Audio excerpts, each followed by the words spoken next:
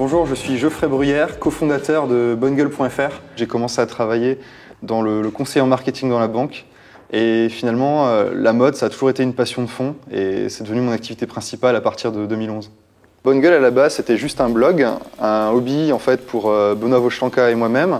Et puis, c'est devenu petit à petit une entreprise. On s'est mis à écrire un livre numérique pour apprendre aux hommes à mieux s'habiller. Une sorte de 7 pas sorciers du style où on explique la mode avec de l'humour, de l'historique, du social, de l'économique. Et puis sur cette base, comme on a eu de très bonnes relations avec les jeunes créateurs qu'on mettait gratuitement en avant dans nos colonnes, on a pu créer des vêtements avec eux pour les hommes jusqu'à ce que finalement on lance notre propre ligne de prêt-à-porter masculin. On a décidé de s'adresser avant tout aux hommes, d'abord parce que c'était ce qu'on comprenait immédiatement, vu que nous-mêmes on avait eu pas mal de frustration en boutique. Est-ce que j'achète le vêtement trop cher? Est-ce que je suis pas juste en train de payer une marque? Est-ce que le vendeur me dit la vérité?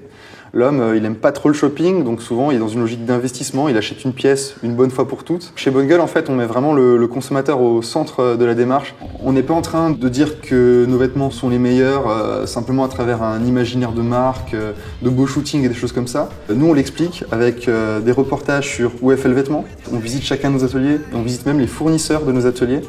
Tout ça pour qu'à la fin, le consommateur soit le roi du shopping et puisse connaître chaque paramètre du vêtement, y compris recevoir des conseils sur comment le porter, avec quelle couleur. Nous, notre enjeu, c'est d'aller là où sont les meilleurs savoir-faire. Au Portugal pour tout ce qui est chemise et pantalon, en Europe de l'Est pour tout ce qui est pièces costumes.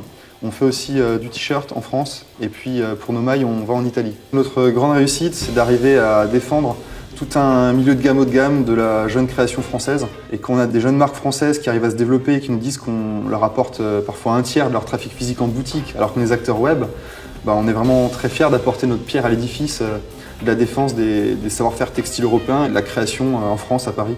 On a eu la chance d'accéder au réseau Entreprendre, qui nous a mis au contact d'un coach qui nous guide au quotidien et puis aussi qui nous rassure dans toutes les décisions humaines qu'on peut prendre, parce que c'est vrai qu'être entrepreneur, il y a aussi un caractère isolant.